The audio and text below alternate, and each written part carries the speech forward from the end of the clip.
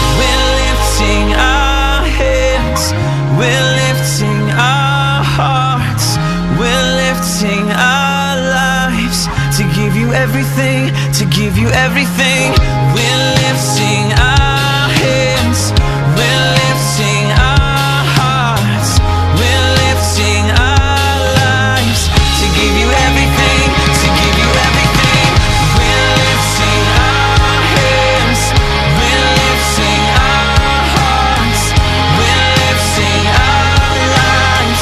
To give you everything, to give you everything, we're lifting our hands, we're lifting our hearts, we're lifting our lives.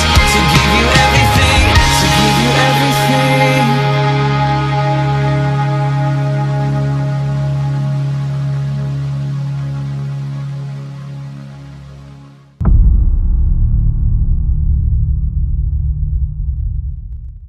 Okay, so ay ano ba 'to nakita? Ay may nakita kayo, ano 'to? Ay sus, eto pala. Ay sus. Okay, yan kasi ang likot ng kamay eh. May pusa kasi dito, ang likot ng kamay eh. Mga kapatid, no, so totoo lang, pag pala nasa Panginoon ka na, pati rin pala yung mga alaga nyo, charito na rin yun, no? Grabe ah. Tumataba itong mga to, bumibigat eh. Wala namang ginawa itong mga to kundi magpakyut lang dito sa bahay. Oh. Tapos manggugulo pag Bible study. Ko, sumobra charito na itong mga pusang to. Naku po. Wala namang ginawa kundi magmiyaw lang, di mo maintindihan yung sinasabi. Laro dito, tae dito, tae doon. Isus ko. Naku. Mga kapatid, tandaan nyo si Abraham pinagpala ng Diyos. Hindi lang si Abraham ang pinagpala, pati yung mga kahayupan niya, di ba? O ganun talaga mga kapatid. Papalain ng Diyos yung mga hawak natin. Kahit na napakakulit nitong mga to. Pinindot ba naman yung arrow key? O nakakita ng ganung pusa? Okay, so magandang gabi sa ating lahat, Luzon, Visayas at Mindanao at pati yung mga taga-ibang bansa na naninirahan, mga mahal ko mga kababayan na nasa ibang bansa nagtitiis ng konting lungkot na sa kanilang pangungulila, sa kanilang pamilya para lamang maisalba, para lamang matugunan at maging breadwinner ng pamilya. Palakpakan natin ang mga taong to, mga kapatid. Sige na, palakpakan natin yung mga nag-iibang bansa. Yan. At mga nanonood sa YouTube, parang magandang araw po. Salamat po sa inyong pag-subscribe. Usapang peace of mind to, mga kapatid. Sino dito ang gusto ng peace of mind? Magsabi ng amen sa comment section. Okay? Lahat. Diba? Guys, pag tinype nyo amen, mangyayari sa inyo yan. Kaya kung gusto nyo mangyari sa inyo ang totoong peace of mind, type nyo lang amen. Magpapakita yan na pinapakita nyo sa Panginoon na, Lord, gusto ko ng peace of mind. Okay, Romans chapter 13 explain. Okay, bago tayo dumako dyan, meron muna tayong dapat maintindihan, mga kapatid. Pero mga kapatid, manalangin muna tayo. No?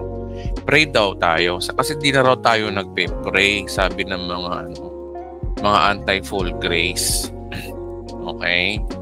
So pray tayo, mga kapatid. Lord, salamat po sa araw na ito na kami dinako mo sa isang pag-aaral ng iyong salita. Marami kami mga bagay na dapat pa matutunan, dapat maintindihan, maunawaan sa aming buhay Kristiyano dito sa lupa, Panginoon. Ang lahat ng ito, Panginoon, Lord, ay credit sa iyo. Tinapos ako sa Kalbaryo, Panginoon, sa pagtitiyaga mo, Panginoon, sa iyong ginawa sa krus.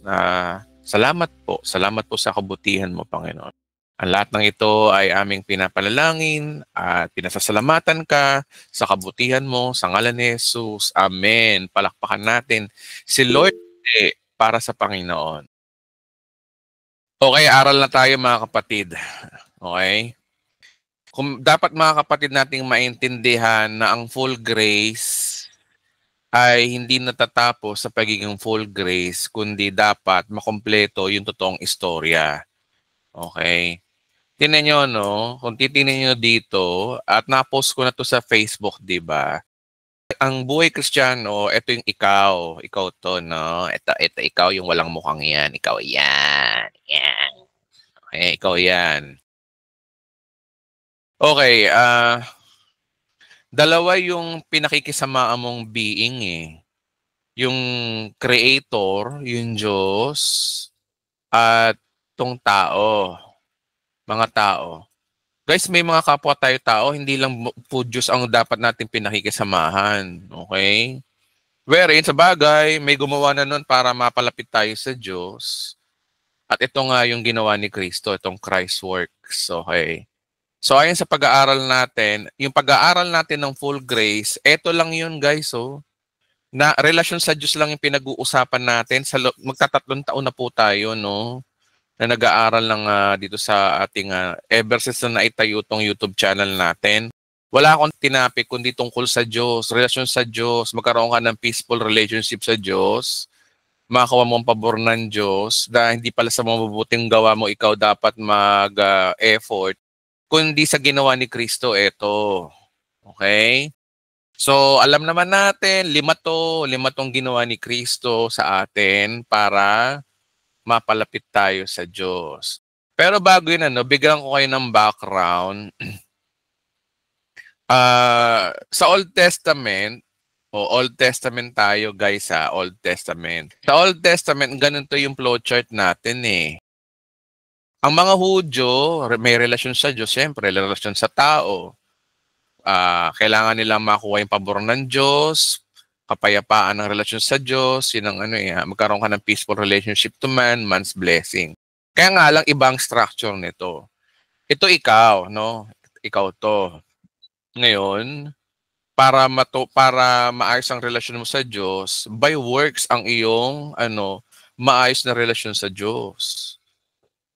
Sa Old Testament sa mga Hudyo to, mga kapatid, hindi tayong kausap dito. Pero nagbabasa tayo ng Bible, nakikita natin to relational sa Diyos, ganito Sa Diyos, para matuwa ang Diyos sa iyo, ito yung tinatawag na He command His Jewish people to follow ceremonial law. Under the law sila, syempre. Ceremonial law. Ano ba yung mga ceremonial law? Isang bagay para malugod ang Diyos sa'yo, kailangan mo magpatay ng tupa, kailangan mo magpawisik ng kabayaran ng iyong kasalanan, taon-taon, para ano daw, makuha mo yung mapayapang relasyon sa Diyos. Dito yun. Ito yung Old Testament, guys. Kaya by works talaga rito. Okay? Ceremonial law. Dito naman sa tao, ang mga Hudyo, inutusan din sila ng Diyos na para malugod sa iyo ang tao, you must follow the Jewish people to follow moral law. Kaya nga ang law ay nahati, ceremonial law, moral law. Hindi ko na alam yung mga identity nyo, no? Pero nahati lang naman talaga in general terms sa moral law and ceremonial law. Ano ba yung moral law? Di ba sa 10 utos, huwag kang papatay, huwag kang magnanakaw, huwag kang makikipid, huwag mo angkinin ng hindi iyo. Di ba? Igalang mong iyong ama't ina. Moral law. Para ano? Para matuwa sa iyo yung tao. Para magkaroon ka ng peaceful relationship sa tao at makuha mo rin yung blessings ng tao sa iyo. Ito yung para sa mga Hudyo noon. Wala pa eh. Kaya mapapansin nyo rito, no, by works. Sa side ng Diyos, by works, at sa tao, by works. Yun nga lang, pagdating ng bagong tipan, nung nais ng Diyos na bumaling na ang Diyos sa hentil, ito na yung nangyari. May nakialam mga kapatid. Wait lang may nakialam. Sino yung nakialam? Si Kristo. Kasi nakita ni Kristo na walang pag-aasa ang tao na malugod ang Diyos sa magitan ng mabubuting gawa natin. Wala, hindi kaya. Mahirap kasi ang relasyon sa Diyos eh. Ang Diyos kasi perpekto yan. Perfectionist po yan. Hindi pwede dyan yung hindi perpekto. Hindi ka perpekto. Kaya ang ginawa ng Diyos, ito yung ginawa ni Kristo. Ano ba yung ginawa ni Kristo? May ginawa siya. Mga pastor, Diyos ko, parang walang ginawa si Kristo. Sumunod daw sa utos. Hindi, ito yun, Hebrew 9:12, pinatawad ang ating mga kasalanan hanggang kailan, magpakailanman. Naligtas tayo, magpakailanman. Tayo'y naging banal, Hebrew 10:14. He do is once and for all para maging banal tayo, magpakailanman. Tapos, ginawa niya tayong charito, Ephesians 1:6. He want us to be healthy by His stripes. Sinagot na ni Kristo lahat. Kaya maganda yung buhay Kristiyano. Paano mo makukuha yung Christ works na to? Faith. Faith. Kasi nga, ang Diyos, grasya yung binigay si Kristo eh. Ang sabi sa Bible, the law comes from Moses, but grace and truth came through what? Through Jesus Christ. Si Christ talaga, grace. Kaya ang gusto talaga ni Christ ay faith. Kaya kung mapapansin nyo, nung nandito siya sa lupa, ang gusto niya lagi faith. Kasi hindi siya naghahanap ng works. Si Christ napunta sa daigdig, sa mga Hudyo, para abutin ng mga Hudyo na under the law, na pumunta sa grace. Si Christ ang unang grace. Siya yung grace talaga. Kaya sa grace, ang requirements dyan, wala kang gagawin kundi paniwalaan. Doon papasok ang faith. Ngayon, hustler na tayo dito mga kapatid. Karamihan dito sa atin, nagtuturo na ng full grace. Ito guys, ang full grace. Ito, itong blue side. Okay? Full grace to Pero dito, sa side ng tao, nawala. Wait lang Dito sa side ng tao, walang full grace sa tao. Yun ang problema. Kaya nga, inutusan tayo ni Kristo. Ano utos niya? He command us to love other people, di ba? Isang bagong utos ang binibigay ko sa inyo, mag-ibigan kayo. Kung paano tayo inibig ng Diyos, gayon din naman mag-ibigan kayo. Nakasulat yan at napag-aralan na natin yan. John chapter 13 verse 34 to 35.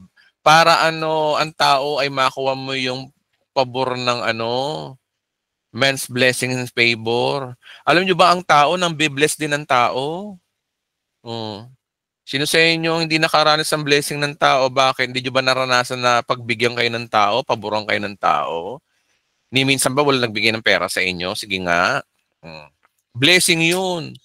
O sabagay, hindi naman pera ang blessing. Hindi lang naman natatapos sa pera, di ba?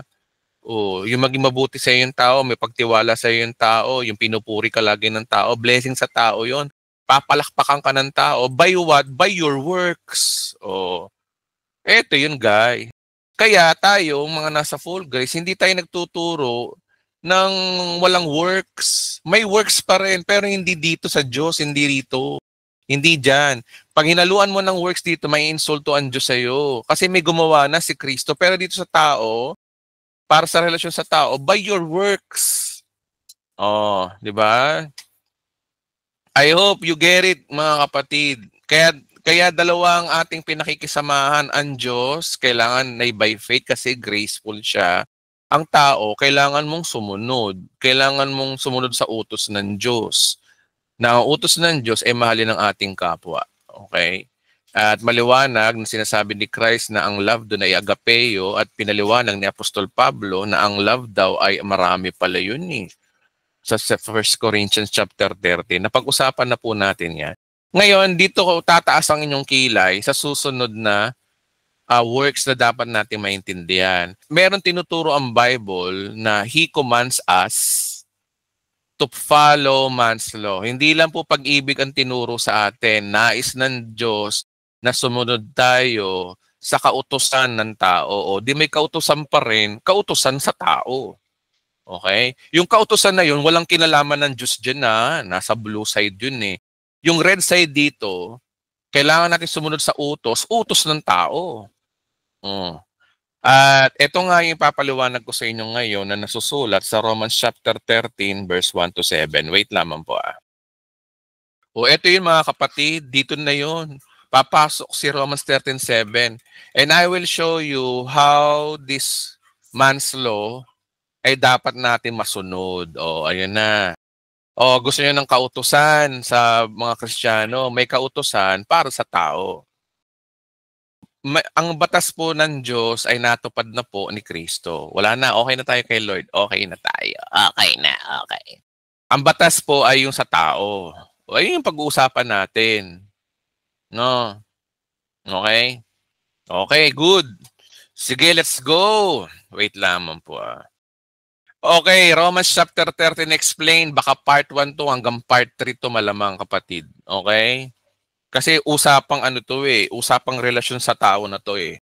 Walang kinalaman dito ang kaligtasan. Ligtas na tayo. Walang kinalaman dito ang kabanalan natin. Walang kinalaman dito para tayo pagpalain. Wala doon Walang kinalaman dito yung ating pabor ng Diyos. Wala. Kasi ang usapan dito, relasyon natin sa tao.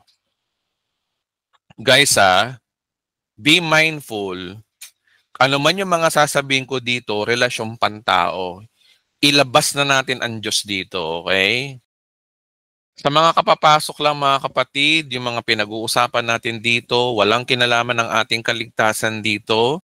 Walang kinalaman ng pagiging banal o paano tayo pagpalain. Wala pong kinalaman. Bakit? Kasi usapang pantao ang ating issue dito eh. Nandito tayo I-chapwera muna natin itong kulay blue na to, okay? Itong blue na to, hindi ito, okay? Pasensya na kayo kung paulit-ulit ako kasi baka may mali to. Nadala na kasi ako magturo ng hindi pa ulit-ulit eh. Nami-misinterpret ako eh. O, malinaw mga kapatid Walang kinalaman dito ang kaligtasan natin, ang redemption natin, etc., etc. Lahat ng mga Christ work, wala. Walang kinalaman si Kristo dito.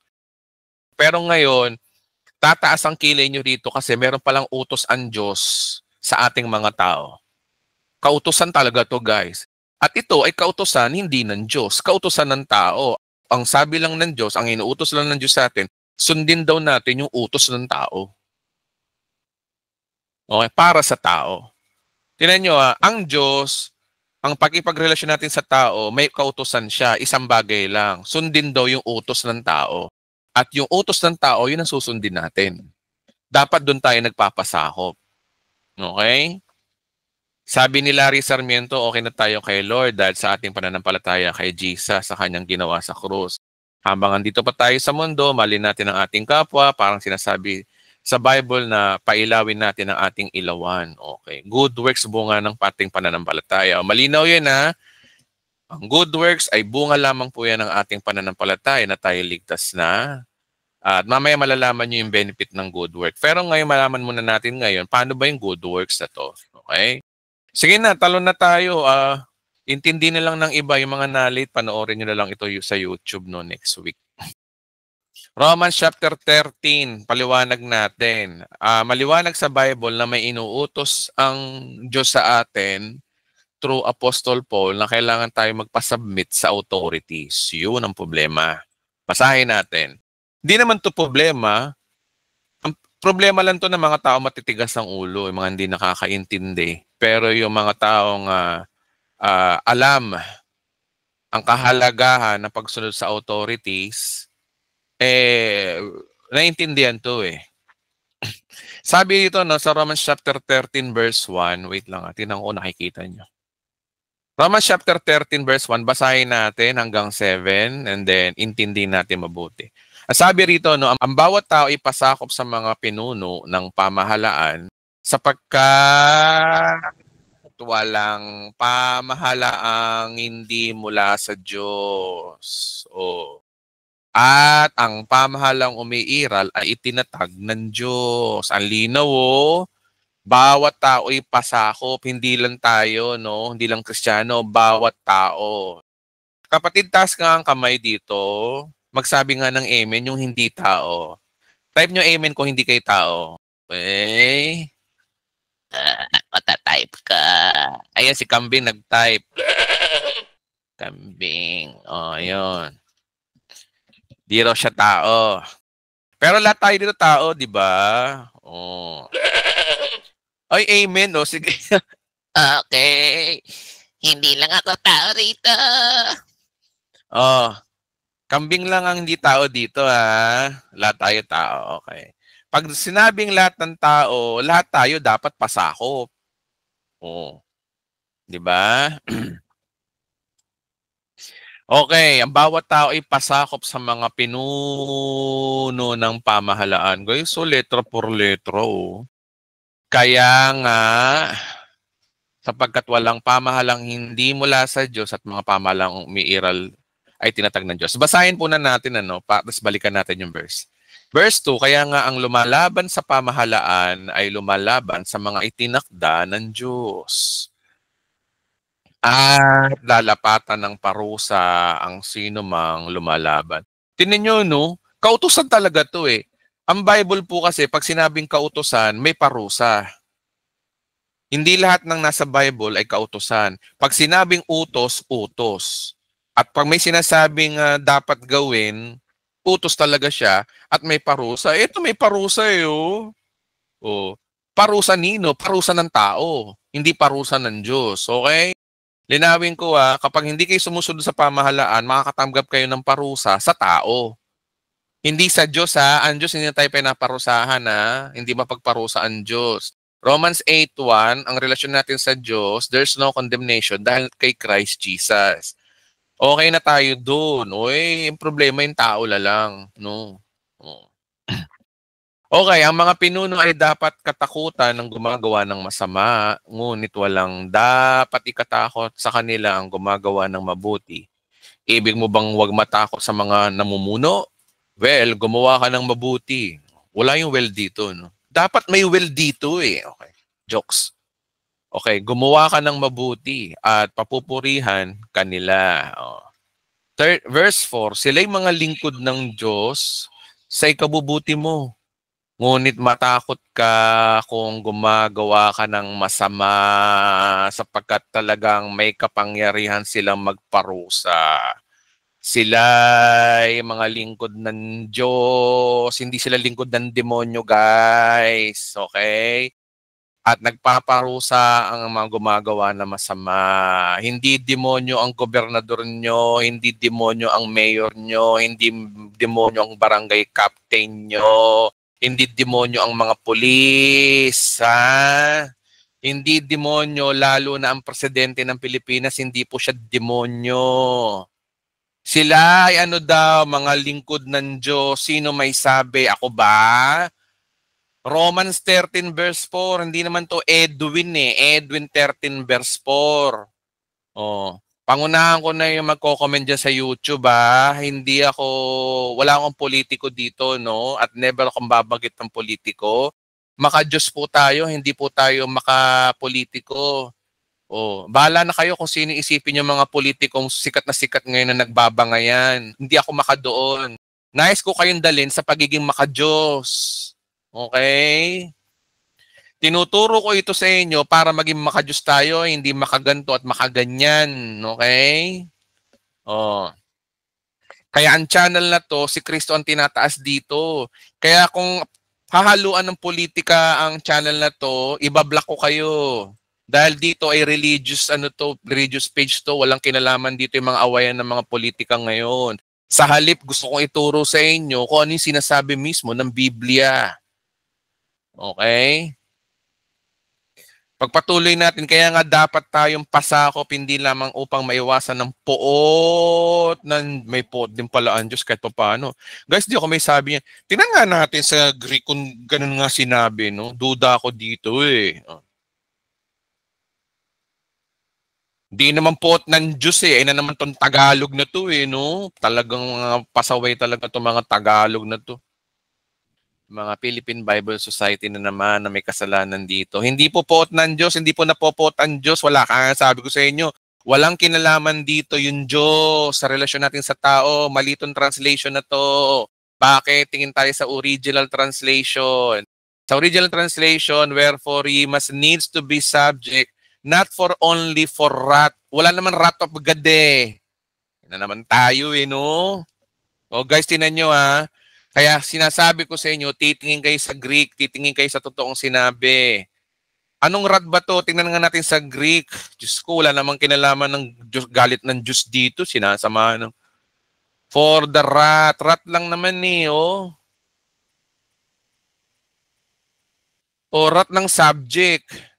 Implication nga eh. By implication, ibig sabihin, pag sinabing by implication, yung galit na to, tumutukoy ito sa galit ng tao. Eh, Diyos ko. Kaya nga dapat kayong pasakop sa kanila, hindi lamang upang kayo ay maparusahan. Sino maparusahan? Nino? Ng pamahalaan. Hindi Diyos. Kundi alang-alang na rin sa inyong budi. Alam nyo guys, minsan naiinis talaga ako sa mga sinungaling talaga. Hindi naman yun ang sinasabi ng Diyos, hahaluan ng translation na ganito eh. Yan, ingat kayo dito sa magandang balita yung mga sikat na Bible ngayon. Poot daw ng Diyos. Upang maiwasan daw ang poot ng Diyos, kundi dahil ayon sa matuwid. Wala pong kinalaman ng Diyos. Hindi po nagpaparusa ang Diyos kapag hindi ka sumusunod sa utos ng tao. Walang kinalaman doon. Maliban lang kung unbeliever ka. Anong translation ng pastor? Magandang balita Bible. Yung may poot ng Diyos. Wala, mali-malito. Okay? Malito. Tingin tayo sa RTPB. Yung RTPB, ni-revise na to. Hindi kayo maparusahan lang. Walang Diyos dito. Kaya nga sabi ko sa inyo kanina guys ang usapan dito, walang kinalaman ng relasyon natin sa Diyos dito. Hindi nakikialaman Diyos dito sa batas ng tao. Batas to ng tao. At ang nais lang kasi ng Diyos, kung tatanungin natin siya, nais lang niya, sundin natin yung kautusan ng tao. Okay? Okay. Okay na, okay. Okay na, pastor. Okay na. Okay, so yan ang dahilan kung bakit kayo nagbabayad ng buwis at mga pinuno ng pamahalaan ay mga lingkod ng Diyos. Inulit na naman, no, ang lingkod ng pamahalaan ay mga lingkod ng Diyos. Tingnan natin sa King James kung yun talaga ang totoong sinabi na they are servants of God. Ang linaw dito na they are God's ministers Hindi naman devil's ministers. Pero yung mga kapwa natin Pilipino, kung makabash ngayon sa mga pinuno, no? Sabihin mo ang pinuno mo na tanga yung sorry for the word tanga daw yung mga kongreso. May narinig akong ganyang vlogger sinasabi niyan tanga daw yung kongreso. Diyos ko.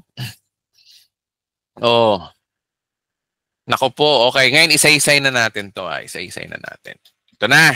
Ito na yung inaantay ko. Iisa-isay natin to. No? Hihimay-himay natin yung salita ng Diyos. Alam nyo, yung mga hindi nakakaunawa, bahala kayo, no? Sabihin nyo akong namumulitika. Bakit? Ang politika ko, totoong may politika dito sa pinag-uusapan natin, pero nasa side ako ng Diyos. Nasa side ako ng Diyos. Dinadala ko kayo sa side ng Diyos. Ang side ng Diyos, kung bakit ko sinasabi nasa side tayo ng Diyos, kasi Biblia ang basihan natin. Ano ba tong Biblia? Salita ba to ng Diyos o salita ng tao? Salita ng tao ba to?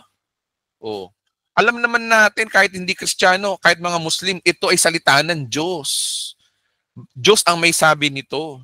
Kaya hindi po ako may sabi nito. Okay? Pastor, hindi naman po nag-glorify ang God diyan if they defy the government authorities. Mga kapatid, utos nga ng Diyos eh. Utos ng Diyos na sundin daw natin ng tao. Ano yung, paano hindi mag-glorify ang Diyos doon? Sige, makinig lang tayo mga kapatid. Makinig lang tayo. Okay. Okay, una, sabi dyan, no, ang bawat tao. Basahin natin sa totoong sinabi, King James Version. Sabi rito, no, let every soul, utos talaga, be subject to the higher powers. Okay, higher powers means lahat po ng aspeto na andyan. Okay, dapat natin maintindihan pag sinabing authorities, powers, dapat kasi natin maintindihan sa Bible, merong mga binabanggit na authorities, hindi lamang po yung civil authorities. Okay? Dapat din natin maintindihan in general terms, ito ay apat po yan, civil authority, which is yung pinag-uusapan natin ngayon. Pag sinabing civil authority, sila yung presidente, vice-presidente, mga senador, kongreso, gobernador, mayor, konsehal, ano pa ba? Mababa pa, kapitan, kagawad, tanod, mga pulis, mga sundalo. This is a civil authority. Okay? Those are civil authority. Even yung SK chairman, mga kapatid. Basta civil. Civil nga eh, di ba? Okay? Pangalawa, yung social authority. Itong social authority nito, ito walang iba kundi yung mga sa trabaho. Sa eskwelahan, halimbawa, sino ba yung mga nasa social authority? Kung sa trabaho, ito yung mga boss, mga manager, supervisor, sino pa ba? Tinan nyo, no, ang lawak ng kautusan ng tao, no, na dapat tayo magpasakop. Ano ba? Sa mga boss yan, sino pa ba? TL sa call center, TL nyo. Ano ba yung TL? Team leader, ayun. Sa company, supervisor, sa mga storehouse. Alam niyo na yun, mga boss, madaling salita. HR, the best. Dapat sunod tayo sa mga yan. Kundi yari kayo dyan. Ma-HR kayo. Okay, sino pa ba? Family, sa family authority, nanay, tatay, kuya, ate. Kawawa yung bunso, wala siyang authority. Kailangan niyang sumunod sa kanyang tatay, nanay, di ba? Sa mag-asawa, sino mataas sa kanila? Aminin na natin, lalaki, ang babae dapat nagpapasakop sa asawa, hindi yung babae nagnanakop. Okay? Okay, that's it. Ano ba sa church, simbahan, sino, pastor, pastor's wife, respeto natin sila. Sino pa ba yung mga nasa mga board of deacons, board of demons, deacons, elders, ano pa ba? Okay, so yun po mga kapatid, no. Isang bagay, mga kapatid, bago tayo magpatuloy. Kaya yung iba rito nasasaktan kasi meron tayong dapat na unawaan, kapatid, no? Mahirap i-apply sa isang demokratikong bansa ang ideolohiya ng kingdom mindset. Ito yung gusto kong parating sa inyo. Mahirap ipaliwanag, mahirap talagang implement, lalo na tayo, demokratikong bansa tayo, di ba? Tayo mga demokratikong bansa, ang mindset kasi natin, people's right, di ba? People power. Kaya nga siya tinawag sa democratic, kinuha sa salitang demos kratos. Yung demos, kapangyarihan. Yung kratos, tao. Kapangyarihan ng tao. So yan ang ating gobyerno eh. Sanay tayo sa tinatawag na freedom of speech kasi yan ang demokratiko. People's right, 'di ba? Demokrasya tayo, 'di ba? Malayang mamamayan, malayang pagpapahayag. Oh, 'di ba? Okay.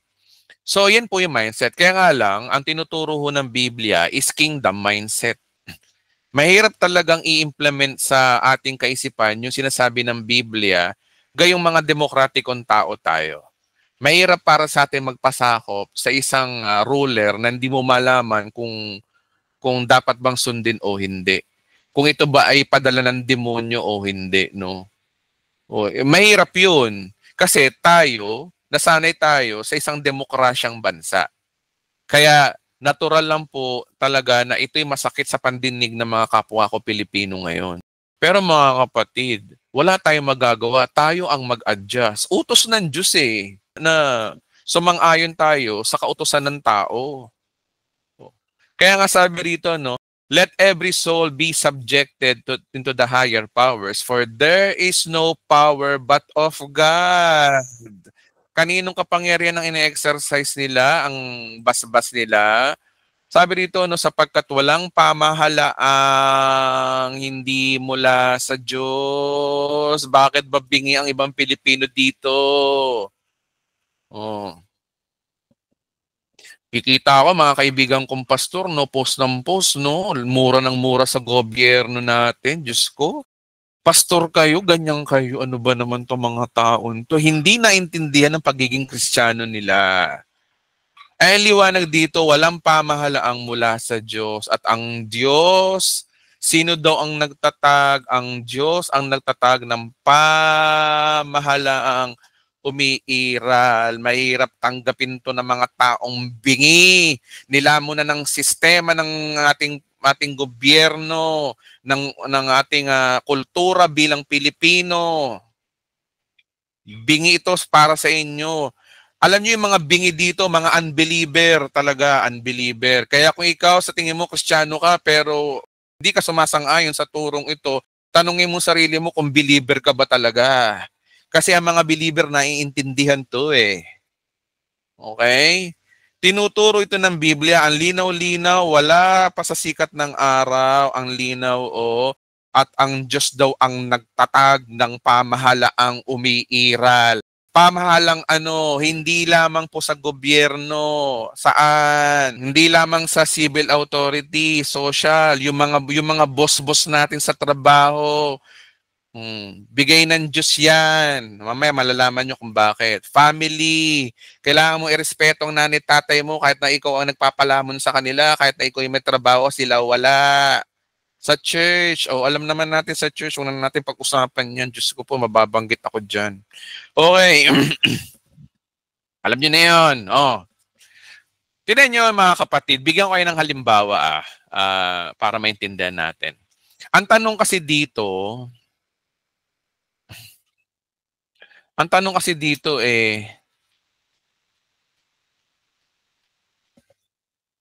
alam ba talaga ng Diyos ang ginagawa niya? Paano kung merong sige, balik tayo sa civil authority. Category tayo ng civil authority, mga leader ng bansa. Maraming mga leader ng bansa na hindi tayo sang-ayon sa mga ginagawa nila. Ang tanong, kung sila ay galing sa Diyos, bakit ganyan sila? Kaya matatanong tuloy ito natin, alam ba talaga ng Diyos ang ginagawa niya?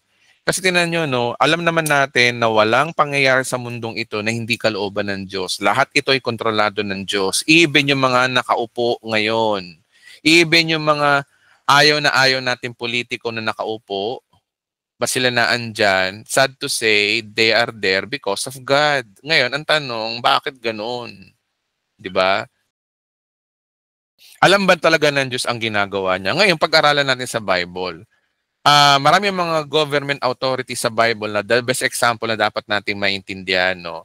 At kauna-unahan nga dito yung istorya ng Israel, yun na lang, istorya ng Israel, di ba? Ito yung senaryo na si Abraham kausap ang Diyos, okay? Kausap ng Diyos. At ang Diyos na to ay nangako ng pagpapala kay Abraham. Pero tingnan niyo yung prophecy ng Diyos sa kanya. Ito yung prophecy ng Diyos sa kanya. Sinabi ni Yahweh, ang iyong mga anak, sino ang Israel at apo, ay mag-iibang bayan at magiging alipin doon sa loob ng 400 years. Ngunit paparusahan ko ang bansang aalipin sa kanila at pag alis nila roon ay marami silang kayamanang madadala. Guys, it takes thousands of years bago nangyari ito sa Israel. Na hinulaan na, hindi pala hinulaan, nagprophecy na ang Diyos kay Abraham na 400 years na magiging alipin sa ibang bansa ang kanyang mga inapo. Alam niyo mga kapatid, kung ako kay Abraham, ito yung isang masakit na pangitain na yung magiging anak mo. Parang pinarusahan ng Diyos, magiging alipin. So, ibig sabihin noon pala yung nangyari sa Israel under ng Parao ay kalooban na ng Diyos noon pa. Kaya ang the best example dito, yung leader na Parao. Okay? Yung Parao leader. Ngayon, sabihin mo sa akin, bakit ganun? Harsh tong leader na to. Walang nga tong leader na to eh. Yan ba'y padala ng Diyos? Sa'yo hindi pabor, pero ang sabi sa Bible, sila ay padala ng Diyos. Walang gobyerno na hindi galing sa Diyos. At maliwanag dito na nakaprophecy na pala na loloobin ng Diyos na mag-ibang bayan at maging alipin ang kanyang Israel sa loob ng 400 years. Ngunit paparusahan ko ang bansang aalipin sa kanila. Where nangyari nga sa Ehipto yun, di ba? Di ba ang leader Parao? Ay alam naman din ng Parao, matigas ang ulo. Pinarusahan ng Israel, di ba? Inalipin. Yung ba'y galing sa Diyos? Sabi rito, nagpapatunay na plano pala ng Diyos yun. Ibig sabihin, plano ng Diyos na magkaroon ng isang leader na minsan ay harsh, minsan ay malupit. Kalooban pala ng Diyos yun.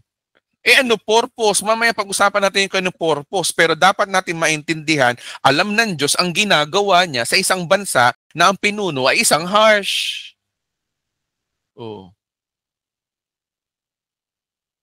Maswerte nga tayo. Meron tayong mga naging presidente sa Pilipinas na hindi kasing harsh ng Parao. Pero tayo mga Pilipino, no? Hindi na kontento sa presidente natin kung ano meron tayo eh. People power 1, people power 2, people power 3, meron pang 4, 5, 6 siguro. Diyos ko. Wala nang nakontentong Pilipino na naupo dyan sa Malacanang na yan. Wala nakontento. Lahat lagi may reklamo. Hindi naman harsh, na kasing tindi ni Hitler. Pero itong mga Israelita, nagkaroon sila ng leader talaga. Inalipin talaga sila. At dito, nagpapakita na pati yung pala kalooban ni Yahweh. Di ba natin naiintindihan? I hope na naiintindihan natin to mga kapatid, no? Okay? Okay, continue tayo na pag-aaral sa Israel. Actually, basahin natin Genesis chapter 45. May sinabi rito eh. Wait lang. Genesis chapter 45. Verse 4. Alam nyo ang nangyari sa Israel, no? May nakatakda kasing taggutom. Ba't sila napunta sa Ehipto? Kasi for what reason? Nagsimula ang lahat ng iyan sa istorya mula kay Abraham hanggang kay Isaac, at si Isaac nagkaroon ng anak na Jacob. At si Jacob na yon ang naging pangalan na Israel. At yung 12 lipi noon, 12 mga anak noon, lahi-lahi at napunta sa Ehipto. At isa doon ay si Jose. 'Di ba na binuli ng magkakapatid dahil madalas managinip tong si Jose. Kaya tuloy sa inggit ng mga kapatid, pinatapon siya sa Ehipto, binenta doon. Tapos pagdating sa Ehipto, itong si Jose nakulong ng ilang beses, istorya ni Potifar, etc. hanggang sa nung merong panaginip ang parao, ininterpret ni Jose na promote si Jose na nanaginip ang parao na meron daw 7 hayop na payat, 7 hayop na mataba. Ano daw meaning daw noon? To make story short, ang storya pala noon, ininterpret niya yung panaginip na merong 7 taon na paghihirap ng sagana at 7 taon taggutom. Sabi ni Jose, magkakaroon sa bansa sa buong mundo ng matinding kasaganaan sa loob ng 7 taon, pero after noon 7 years sa tagutom. Ayan, sabi ng parao sa kanya, dahil piniliwanag sa iyo ng Diyos yan, ginagawa kitang ikalawa, no? Ikalawa sa pinakamataas at siya yung namuno. Kaya sa loob ng 7 taong puro sagana, nangyari nga yun na 7 taong sagana ang buong mundo. Ang ginawa ni Jose, nag-ipon siya. Pinag-imbak siya ng pagkain para paghandaan yung 7 taong taggutom. At nangyari nga yung 7 taong taggutom, kaya yun ang dahilan kung bakit ang lahi ng Israel ay bumalik doon sa Ehipto, na nasa Israel na sila noon nasa Kanaan na sila Oh. Tapos, hindi nakilala ng mga kapatid itong si Jose, na ito pala yung anak niya si Jose na nawawala. At ito na yung senaryo na yun, guys. Ito, sabi dito, sa lakas ng kanyang iyak, narinig siya ng buong Ehipsyo, kaya ang balita ay mabilis nakarating sa palasyo. Ang sabi niya, no, ako si Jose, ang pagtatapat niyang kanyang mga kapatid, buhay pa talaga ang ating ama. Nagulantang sila na narinig nila at hindi nakasagot. Lumapit kayo, sabi ni Jose. Lumapit nga sila, ako si Jose, ang inyong kapatid na ipinagbili saan? Sa Ehipto. Ngunit wag na ninyong ikalungkot ang nangyari. Ibig sabihin, wala nang sisiyan dito. Yung mga pangit na nangyari kay Jose, ang sabi niya, ang Diyos ang nagpadala sa akin dito upang iligtas ang maraming buhay. Nakakayak tong story nito, mga kapatid. So, tama yung pinost ko ni isang araw, na eto yung pinost ko ni isang araw oh. God first priority is not our comfort. God first priority is redemption. Kaya yung mga pangit na nangyayari sa bansa natin ngayon, may plano ang Diyos po dyan. Kaya wag na tayong makialam. Dahil darating ang panahon, makikita nyo kung ano ang plano ng Diyos sa ating bansang Pilipinas. So, palakpakan natin si Lord. Yung iba maka hindi pa sumang-ayon, kahit hindi kayo pumalakpak, okay lang. Okay.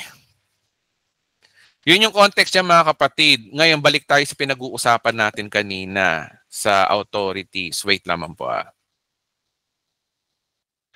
Tapos eto, magugulat kayo sa verse na to. Exodo, ano sabi ni Moses sa parao?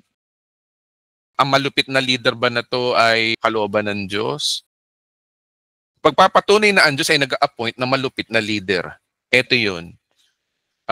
Exodus chapter 9, verse 16. Maganda siguro sa King James na natin basahin. King James, sabi dito. In every deed for this cause, ito yung sinasabi ni Moses sa parao have raised, doon nga tayo sa NIV. Sabi ni Moses sa parao, ang sabi daw ng Diyos, but I have raised you up for this very purpose, may purpose. Ang Diyos pala ang nagluklok sa kapangyarihan, itong parao na to, si Nemesis. O Nemesis ba to? Ano ba pangalan nun? O basta may sis, yun na yun. Okay. May purpose. Ibig sabihin mga kapatid, ang Diyos naglalagay ng leader, laging may purpose, hindi walang purpose, may dahilan, hindi ano lang, nataon, naminalas lang. Kalooban ni Lord yun. Oo. So ibig sabihin, dahilan para igalang dapat natin sila. That I might show you my power, that in my name I might proclaim in all the earth. Tagalog. Subalit dahil sa layuning ito, binuhay kita. Sinong sinasasalita rito? Ang Diyos. Sinong kausap? Yung paraon. Ano daw sabi ng Diyos sa paraon? Upang maipakita ko sa iyo ang aking kapangyarihan at ang aking pangalan ay mahayag sa buong daigdig.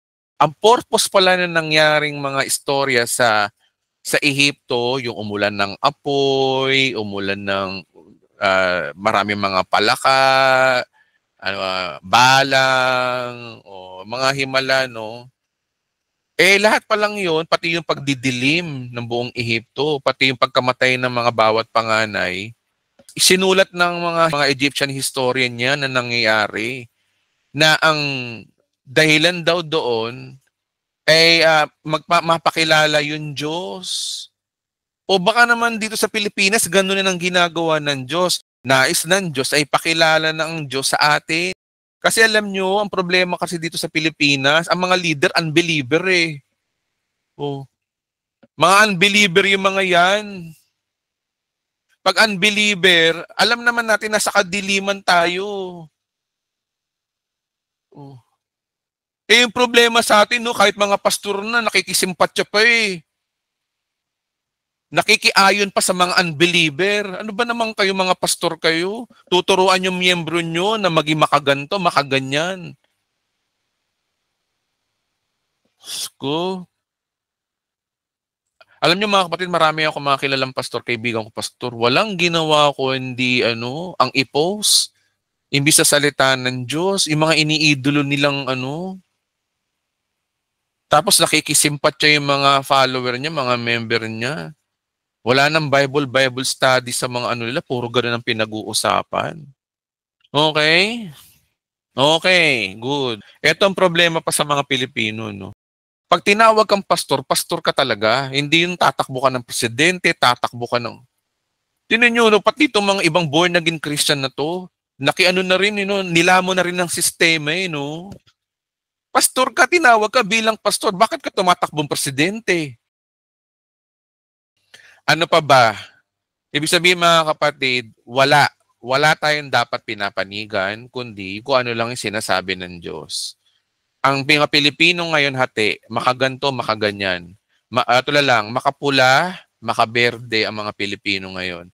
Dapat tayo hindi makapula, dapat tayo hindi makaberde, dapat tayo makaputi. Ang puti na to ay sumisimbolo ang Diyos. Dapat doon ang political color natin. At ang sinusunod natin, ang kinakampanya natin, salita ng Diyos.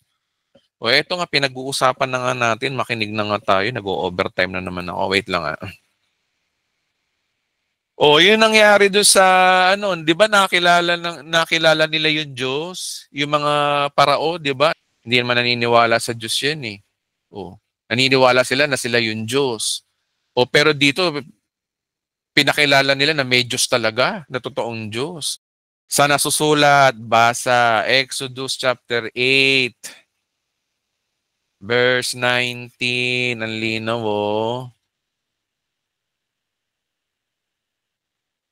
na magkagayoy sinabi ng mga salamangkero sa paraon, o mga bulag, ito ay daliri ng Diyos. Ngunit ang puso ng paraon ay nang matigas at hindi niya pinakinggan gaya ng sinasabi ng Panginoon. Nakaprophesy na kasi na tumigas ang puso ng hari. Yun yung mga kapatid, no? Yung pagtigas ng puso ng tao, kalooban din ng Diyos yun eh. Okay? Ay ganito, paraon, sabi rito, marami kang matutunan dito eh. Naniniwala na yung mga Egyptian na daliri na to ng Diyos, totoong Diyos na. Pero yung puso daw ng paraon ay nagmamatigas at hindi niya pinakinggan. Kasi sinabi na ng Diyos na matigas ang puso ng paraon. Kaya naman pinatigas ng Diyos ang puso ng paraon para may lisensya ang Diyos, ipakita ang kanyang kapangyarihan sa bansang ito eh. Matigas ang ulo ng leader nyo eh. di papakitaan ko ng kapangyarihan ko. Nakilala tuloy sa buong mundo kung sino yung Diyos ng Israel. Kung pinipili natin maging maka-Diyos, pag-aralan natin itong pinag-aaralan natin mabuti. Huwag naman kayo basta-basta amen lang ng amen dyan.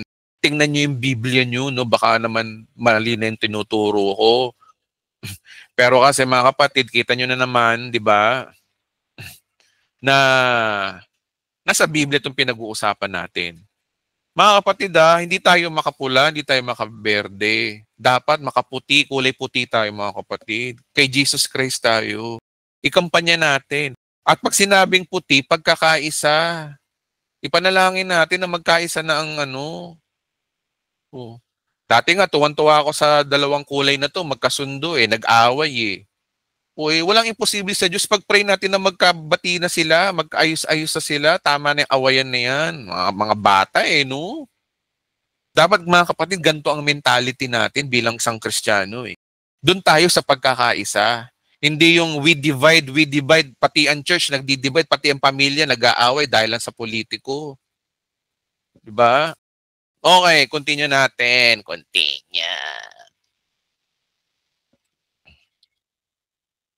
Bandang huli, ang parao. Na-recognize din ng Diyos. Exodo, parang nakilala na rin ng parao ang Diyos. Ano nangyari? Ano resulta? Kaya nga sabi ko sa inyo, may dahilan ng Diyos for redemption of mankind Nais na ng Diyos, magpakilala ang Diyos. Ito yung paraan nyo. Yung nangyari sa Israel, kalooban ng Diyos yun for redemption. Sabi dito, ang paraon ay nagsugo na ang pinatawag sina Moses at Aaron at sinabi sa kanila, ako'y nagkasala sa pagkakataong to. Ang Panginoon ay matuwid samantala ako at ang aking bayan ay masama. Nagsisi rin yung parao. Iyak siya, naintindihan niya na meron palang tunay na Diyos. Baka nga itong paraon na to na namatay, naligtas pa to Baka nga naligtas pa to dahil nakakilala sa Panginoon sa kabila ng kanyang mga nagawang mali. Diba? Mga kapatid, ang Diyos kasi puno ng biyaya Kaya nga lang kasi ang tao may free will. Ngayon, ang Diyos, ayaw niyang i-break ang free will. Ang magagawa lang ng Diyos, iligay ka sa sitwasyon na pipiliin mo ang Diyos. Ipagdasal na ma-full grace ang maupo na presidente. Pwede naman natin ipanalangin, di ba, na yung presidente ngayon maging full grace? Bakit kailangan pa tayo mag-antay na susunod na presidente? Mga kapatid, kung mananalangin tayo sa Diyos, ayusin na natin, di ba? Kasi ang problema kasi sa atin, tumitingin tayo sa tao Tingin tayo sa Diyos, walang imposible sa Diyos. Kahit ang presidente ngayon, na yung iba ay hindi sang-ayon, pwedeng gawin ng Diyos na maghimalaya at mabago ang puso ng tao, mga kapatid.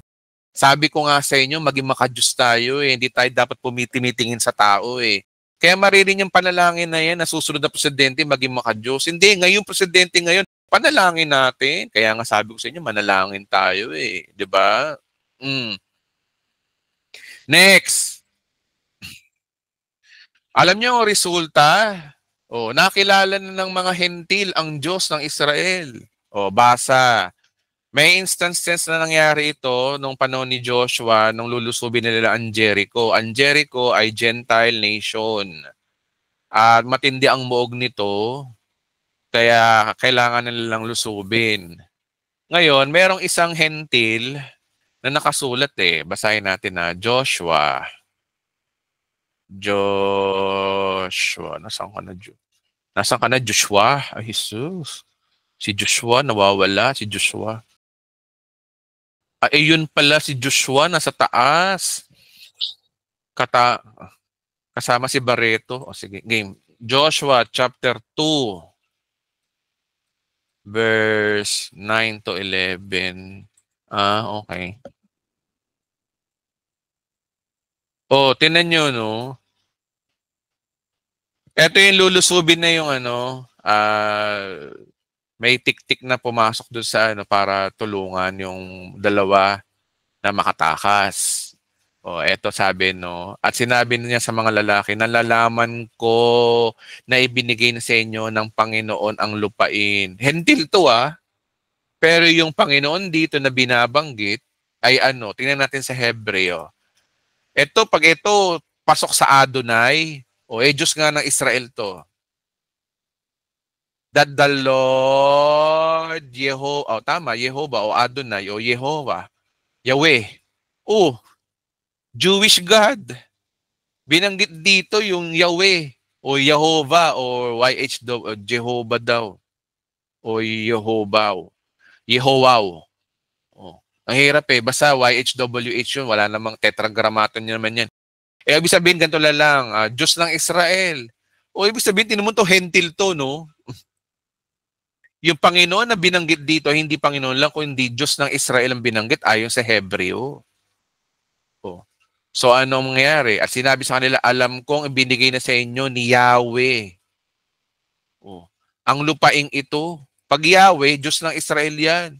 At ang mga taga rito ay takot na takot sa inyo. Nabalitaan namin na paanong pinatayo ni Yahweh ang dagat na pula. Tingnan nyo, nag-glory pa yan Diyos, no, na meron palang istorya. Yung istorya ng paghati ng dagat na pula, nabalitaan pala ng buong mundo yun. Hanggang ngayon, balita pa rin yun eh. Sino na itaas? Tingnan nyo, no, kung hindi mangyayari sa Israel na sila ay maging alipin ng Ehipto at mapaisa ilalim ng isang malupit na leader, hindi mangyayari ito na makikilala ng mga hentilang Diyos sa buong mundo eh. So, ibig sabihin mga kapatid, ang resulta ng pagkaalipin ng Israel sa ilalim ng Parao ay talaga for redemption of mankind, makilala ng tao, ang buong hentil, ang Diyos ng Israel. Para malaman nila na ang Diyos ng Israel ang tunay na Diyos. Yun ang purpose ng mga kapatid.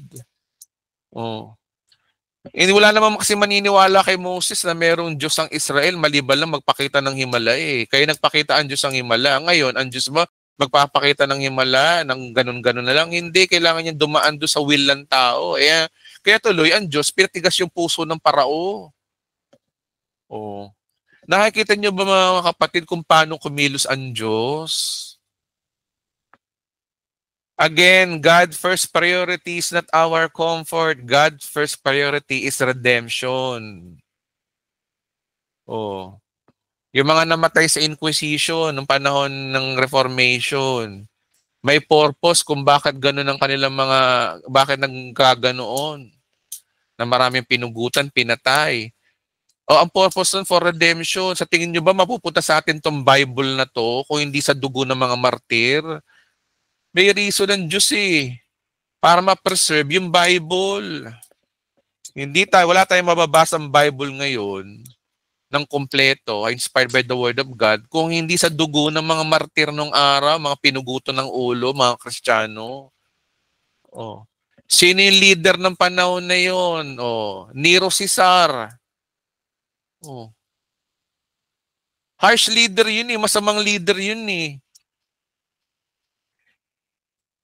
Ngayon, dito sa ating bansa, demokrasya tayo. Pag ang presidente o ang sino mang mga mayor o gobernador o kung sino mang mga political leader na hindi akma sa panlasa natin, ang lagi natin tingin ay hindi kalooban ng Diyos, padala ng demonyo yan. Ganun tayo mga katoksik mga Pilipino, hindi natin naiintindihan ang salita ng Diyos. Kung may takot ka sa Diyos, madali ka sumunod sa gobyerno. Kung wala kang takot sa Diyos, lagi ka nagre-rebelde sa gobyerno. Dapat kasi natin maintindihan na hawak ng Diyos ang puso ng tao. Basa. Sabi ko sa inyo, marami pa kayong dapat malaman sa full grace Romans chapter 9. Romans. Guys, mahaba to Nagwa-warning ako sa inyo, medyo mahaba to. Kasi ang turong ito ay panibagong pambali ng buto natin alam niyo marami na ako mga tinuturo dito. Kapag napapahaba, ibig sabihin mga kapatid, ito yung transition period ng pagtuturo natin. From glory to glory. Romans chapter 9 verse 18. Sabi dito kaya nga't kinahabagan ng Diyos, ito letra por letra, ang sino mang nais niyang kahabagan. Totoo yun. Desisyon ng Diyos kung sino niya ang nais kahabagan. Mapalad tayo mga hentil, kinahabagan tayo ng Diyos, wala nang kautusan, kaya tayo ay napalapit sa Diyos. Yun ang meaning nun. At sabi to, at nagiging manhid ang nais niyang maging manhid. Oh, kita nyo na? Ibig sabihin, hawak ng Diyos ang puso ng tao.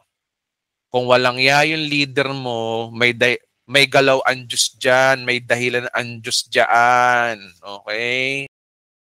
Tignan nyo, sabi sa kawikaan, basa. Hawak ni Yahweh ang isip, nino daw? Ng isang hari. Ano pa? At naibabaling niya ito kung saan niya igawi. Kita niyo na. Kulang lang ganito ang sinasabi, hawak ng Diyos ang isip ng presidente.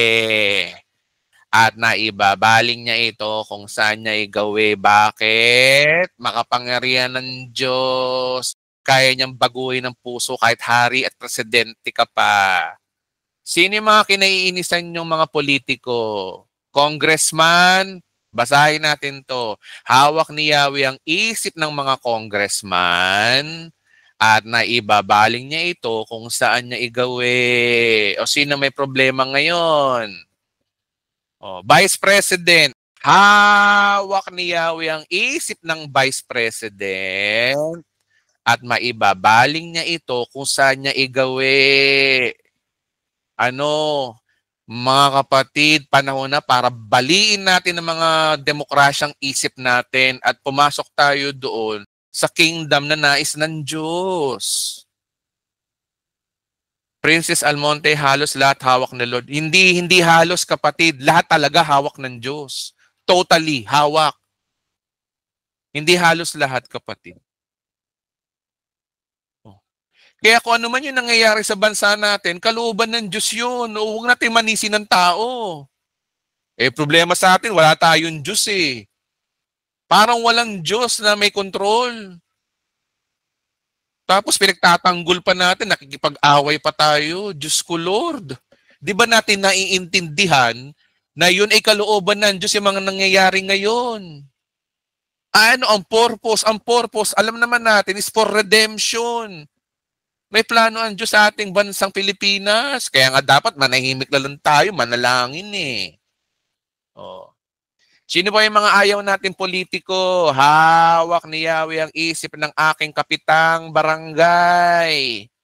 At naibabaling niya ito kung saan igawi.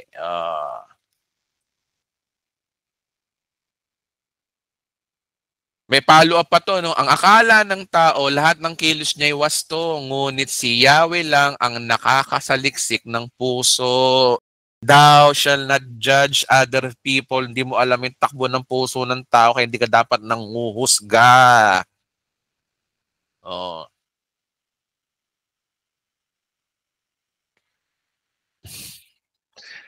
Dapat kasi natin maintindihan, no? Ito ay pakilala ko sa inyo yung Diyos. Mga kapatid, dapat natin makilala ang Diyos eh. Ito dapat, ito Romans 11. Sino nagsasalita? Pablo. Sinong kausap? Romano. Anong panahon to? Panahon ng ating church age, grace age. Sinong kausap dito? Tayong mga Kristiyano. Okay? So kung tayo ang kausap dito, dapat natin tong intindihing mabuti. Romans chapter 11. Verse 33, sabi rito, no, lubang napakasagana ng kayamanan ng Diyos. Ano daw ang utak ng Diyos, mga kapatid? Hindi matarok ang kanyang karunungan at kaalaman. Sino ang makapagpapaliwanag sa kanyang mga kapasyahan? Wala tayong magagawa kung ayaw mo sa nakaupo. Kasi bakit? Sino ba makapagpaliwanag sa kanyang kapasyahan? Kapasyahan niya yun eh. Desisyon ng Diyos yun eh. Sino ang nakakaunawa ng kanyang pamamaraan? Gaya ng nasusulat, sino ang nakakaalam sa pag-iisip ng Panginoon? Sino ang maaari maging tagapayo niya? Kaya ang tanong sa verse 35, sino ang makapagbibigay ng anuman sa kanya na dapat niyang bayaran sapagkat lahat ng mga bagay sa kanya at sa pamamagitan niya at paghahari niya sa kanyang karangalan. Kaya mga kapatid, umalis na tayo sa mga politika na yan. Maging maka-Diyos na tayo. Ipagtanggol natin tong salita ng Diyos na to na ating pinag-aaralan. Okay? Pangatlo, hindi naman tayo taga rito eh. Taga-langit tayo eh. Tayo ay alien lang sa mundong to. So, nga natin ipagtanggol yung mga tao dito, no? O, eto pa, malupit. Pinakamalupit, ha? Sabi sa 1 Timothy, eto, bombarded kayo ng mga verses dito para makonvince ko kayo na hindi na maging makapula at makaberde. Dapat makaputi na tayo eh. Basa. 1 Timothy chapter 2, verse 2. Ayan mga kapatid, letra por letra. Idalangin rin ninyo ang mga hari. O, kita nyo? At makapangyarihan. Idalangin rin ninyo ang mga harit makapangyarihan upang tayo ay makapamuhay ng matahimik, peaceful life, mapayapa, maka-Diyos at marangal. Letra por letra yan mga kapatid. Ang sarap isupalpal tong verse na to sa mga pastor na walang ginawa kundi mangaral sa pulpito na ipinagtatanggol ang politika. Sarap niyong isupalpal to sa inyo. Huwag niyo nang gawin yan, manalangin na lang kayo. Panalangin yung presidente natin, vice-presidente na magkasundo na.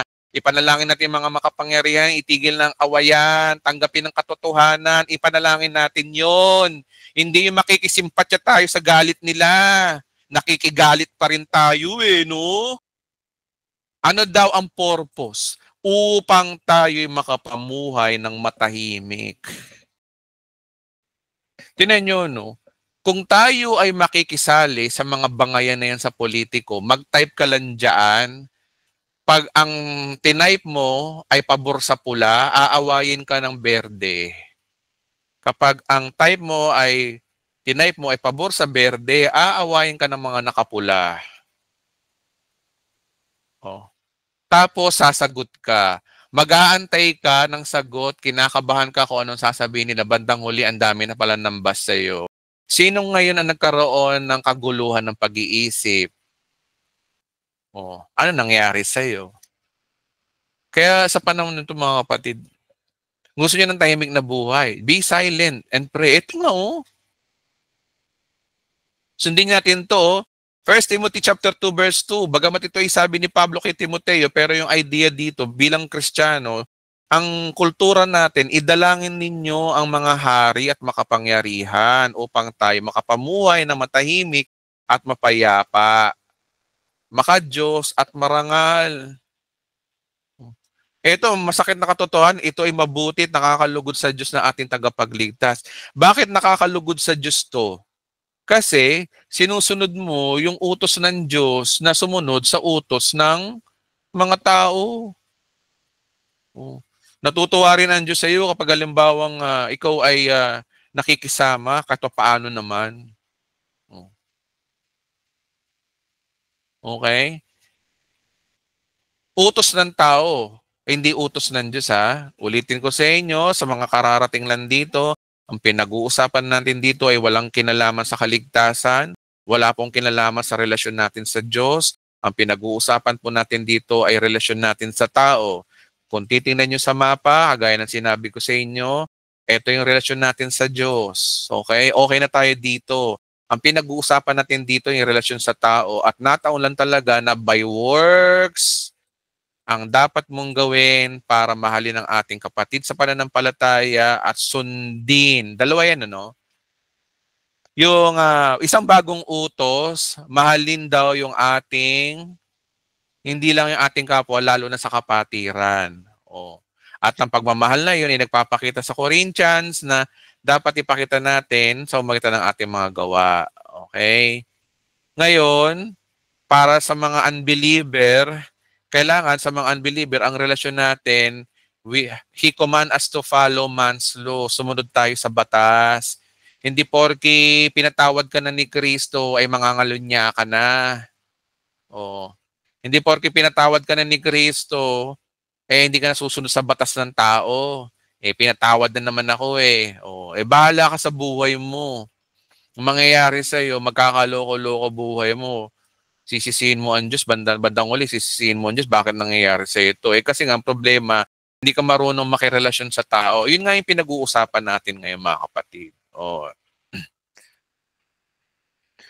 Peter chapter 2 verse 16. Tinuturo ng Biblia lagi, no? 1 Peter. Sensya na guys, mapahaba Sensya na. Sabi sa 1 Peter 2:17 pala, igalang ninyo ang lahat ng tao at mahalin ang mga kapatid kay Kristo. Mamuhay kayo na may takot sa Diyos, na may paggalang sa emperador. Sa panahon natin ngayon to, may paggalang sa presidente. Okay? Vice Presidente. Okay? Tandaan natin, ang kasalukuyan nakaupo ngayon na presidente at vice-presidente, dapat natin silang igalang. Kahit magkaaway sila ngayon, huwag tayong sumabit. Bagkus, ipanalangin ang pagkakaisa nila muli. Ma-restore ang kanilang relationship. Hindi yung nakikikampi ka sa berde, nakikikampi ka pa sa pula. Hindi, huwag mo silang pag-awayin. Panalangin natin na magkasundo sila. Blessed are those peacemaker. Dapat peacemaker tayo. Hindi tayo nakikigatong. Okay? Yun ang tamang ugali ng Kristiyano. Huwag natin igayahin yung ibang mga simbahan na nakikisimpatya sa mga politika. Tayo dito sa The Bride of Christ, maka-Diyos tayo. Hindi tayo sumasang-ayon sa mga awayan nila. Wala naman tayong magagawa sa kanila kundi ipanalangin. At manahimik. Ibaling yung attention nyo. Kontrolado, alam ng Diyos ang ginagawa niya. Kasi problema sa iba kung bakit pinagtatanggol nila yung mga idolo nila.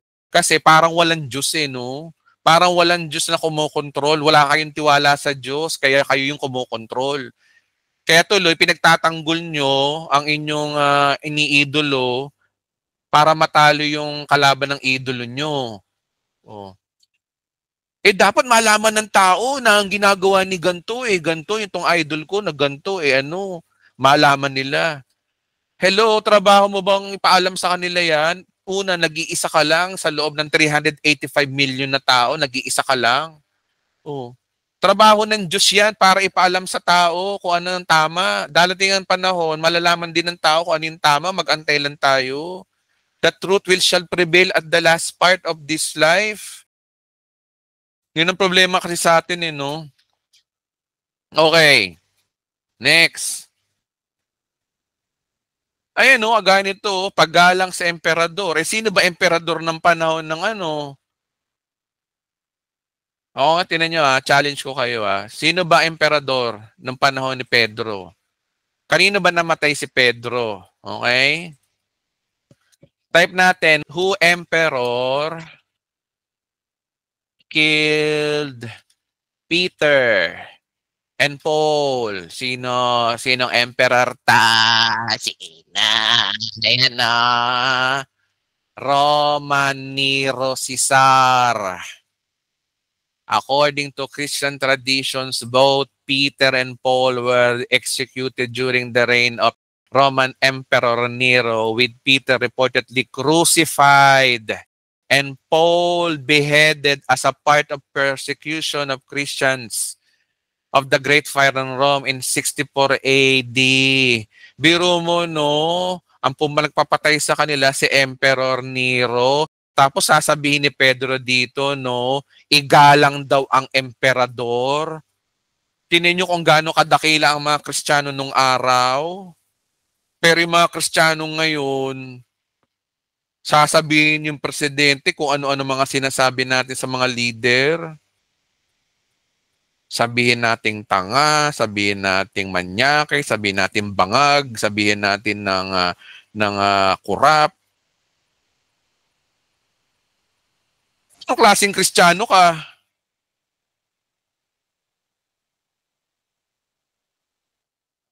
Di ba? Una, may napatunayan ka ba na manyakis yung presidente? May napatunayan ka ba na presidente ay hoodlum? Napatunayan ka ba na presidente ay bangag? May napatunayan mo ba? Kaya mahirap magpatunay, mahirap magsalita ng tapos eh. Hindi kaya dapat tayo mga Kristiyano, panalangin natin na Panginoon, panalangin ko po ang aming presidente at vice-presidente na magkasundo na po.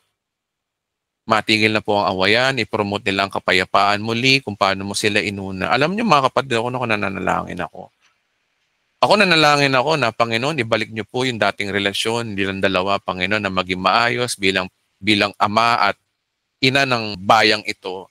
Palalangin ko po ang aming presidente, na patuloy mo siyang bigyan ng kalakasan, ng aking vice-presidente, na pilitin nilang magkaisa muli. May mga hindi pa sila pagkakasundo, wala silang alam niyo mga kapatid, sa totoo lang, yan dalawang leader natin na yan, matino naman talaga yung mga yan eh, guys. Mababait mga taong yan. Alam niyo kung sino alam niyo kung sino nagpadumi sa kanila, yung mga nasa paligid lang talaga nila. Totoo lang. Oh. So ibig sabihin mga kapatid, maswerte pa nga tayo, hindi si Nero Cesar yung presidente natin eh. Hindi yung presidente ng North Korea eh. Salamat nga tayo, hindi ganyan ang mga nagiging leader natin, pero tayo kung makareklamo, makapagsalita, makapanlait tayo sa mga leader natin. Samantala, ang tinuturo ng Biblia, kung makadiyos ka, may paggalang ka sa emperador.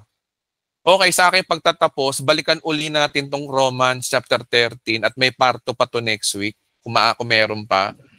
Sabi dito, no, kaya nga ang lumalaban sa pamahalaan ay lumalaban sa tinakda ng Diyos. Kinakalaban mo yung tinakda ng Diyos. Ano ba yung tinakda ng Diyos? Sumunod ka sa utos ng pantao. Eh ano yung consequence? Hahayaan din ng Diyos na ikaw ay maparusahan nila. Mawawala ang protection ng Diyos sa iyo rito sa mga taong to eh.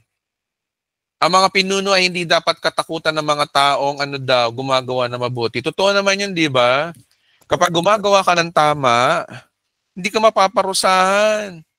Kapag sumusunod ka sa traffic authority, hindi ka matitikitan, hindi ka maaaksidente kung sumusunod ka sa batas ng trapiko. Hindi ka mapapabarangay kung hindi ka nagbibidyo okay ng gabi para ireklamo ka ng kapitbahay mo sa barangay. Oh. Meron dito nun sa Malabon eh, no? Pag yung kapitbahay mo, maingay, nagbibidyo okay, magte-text ka lang talaga dun sa, meron silang pupuntahan ng barangay yun. Eh, nirereklamo po kayo ng kapitbahay nyo. Eh, syempre, hindi nababanggitin ng barangay tanod kung sino yung nagreklamo. Ingay-ingay nyo raw. Di ba mga kapatid, napakaganda ng sistema ng tao. Kaya nga lang, pag sa sistema ng tao, hindi ka sumunod, mapapahama ka talaga. Kagaya na nabalitaan kong vlogger kanina, madaling araw, no? Na humarap siya sa Congress hearing, yata yun, sang hearing ng mga fake news. Oh. Eh, binasa yung mga post niya eh. Sabihin ba naman niya na magpakalat ba naman siya ng fake news na ito marami na rin mga tumiwalag na pulis? Eh, hinirap siya doon sa chief of police eh. Wala naman daw ganong balita. Sabi ng kongreso, saan nyo nakuha yun? Sa balita daw, sa TikTok. Ay sus. Fake news. So ano na pala doon sa vlogger na yun? Napahiya siya. O yun ang problema. Kasi ang mga pinuno ay hindi dapat katakutan ng gumagawa ng mabuti. Ang gumagawa lamang ng masama ang dapat matakot. Kung ayaw mong matakot sa mga namumuno, gumawa ka ng mabuti at parangalan ng kanila. So saan tayo uuwi? Gumawa ka ng mabuti. Saan tayo pupunta ngayon? Good works. Ito yun. Ito yan. Oh, ito yan. Ito yan. Ito yan. Good works. If you follow man's law. Ngayon, idagdag na natin to sa ating pinag-aaralan na responsibility ng tao sa tao. Mahalin ang kapatiran. Pangalawa, sumunod sa batas ng tao. Ito naman mga follower, Di ba lang na nasasakyan? Ang gusto lang naman ng mga vlogger na to, kumita lang. Ako naman, vlogger din ako. Gusto ko rin kumita, pero sa malinis naman sigurong paraan na hindi ko kailangan mang-apak ng tao. Lalo na yung mga tao sa gobyerno. Hindi naman siguro ako ganun, kahit pa paano, sa awa ng Diyos. Kontento ako sa sinusweldo ko, hindi ako pamparami ng views. Dahil naniniwala ako, ako'y pinagpalat pinaburan ng Diyos, hindi niya ako pagkukulangin. Kaya okay lang, paunti-unti yung kita ko dito sa YouTube ay hindi biglaan agad-agad, unti-unti pataas. At least ang sweldo ko rito pataas, hindi pa baba. Sweldo reveal, Pastor. Tingnan nyo na lang sa mukha ko kung magkano sweldo ko. Sa mga nakakakita sa akin. Okay. Kaya nga dapat tayong pasakop sa kanila. Mga kapatid, ipagpapatuloy po natin ito next week. Di pa ako tapos. Pero gusto ko lang kayong iwan ng isang big idea. Ang big idea dito is what? Ang big idea, nais ng Diyos na sumunod tayo sa kautusan ng tao. May kautusan tayong susundin, pero kautusan ng tao. Pag sinabing kautusan ng tao, walang kinalaman dito ang ating kaligtasan sa langit. Walang alaman dito ang ating pagpapala ng Diyos. Wala po doon. Pag kautusan ng tao, walang kinalaman po yan sa pagpapala at pabor ng Diyos sa atin. Kundi ito ay may kinalaman sa response ng relasyon natin sa tao. Okay? Nataon lamang na ang sinabi ng Diyos, you must follow man's rule. Kaya ang big idea dito, nais ng Diyos na sumunod tayo sa kautusan ng tao. Maraming salamat po. Ipagpapatuloy po natin ang pag-aaral na ito sa susunod na Sabado. For the meantime, palakpakan po natin ang ating Panginoon.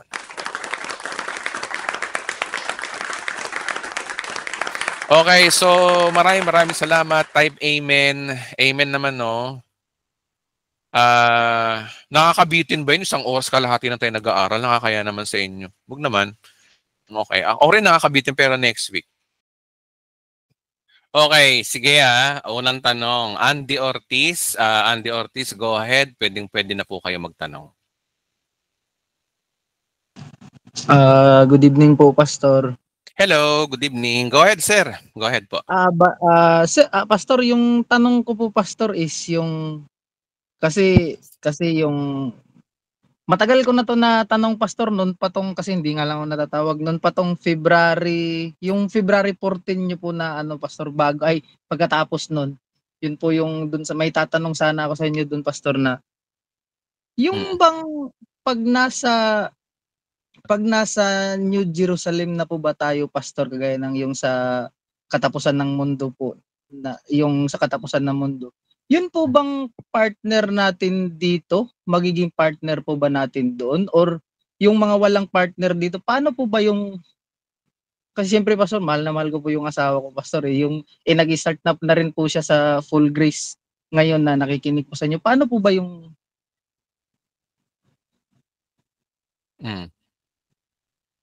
paano po ba yung pagdating natin doon, Pastor, sa may partner po ba o wala? Yun po yung tanong ko, Pastor. Okay, bigyan kita ng istorya sa Bible. May nagtanong din ganyan ganyan tanong mo kay Jesus. Pakinggan natin si Jesus mismo.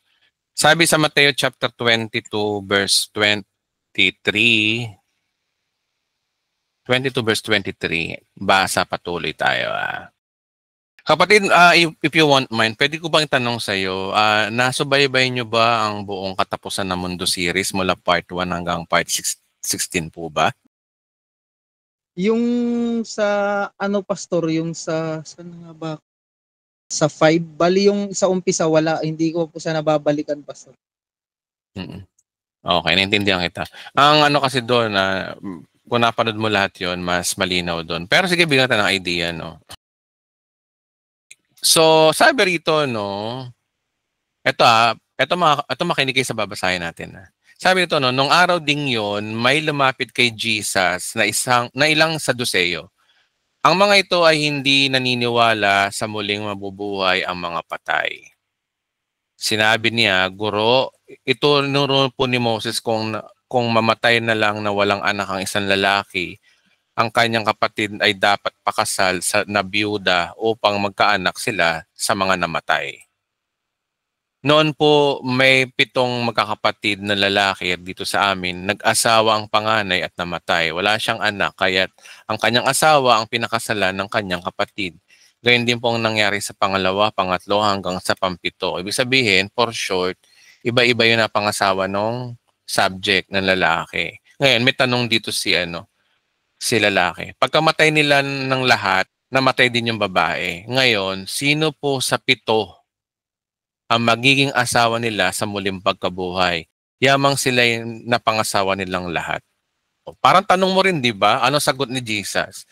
Sumagot si Jesus, maling-mali ang iniisip ninyo. Palibas ay hindi ninyo naunawaan ang kasulatan ng kapangyarihan ng Diyos.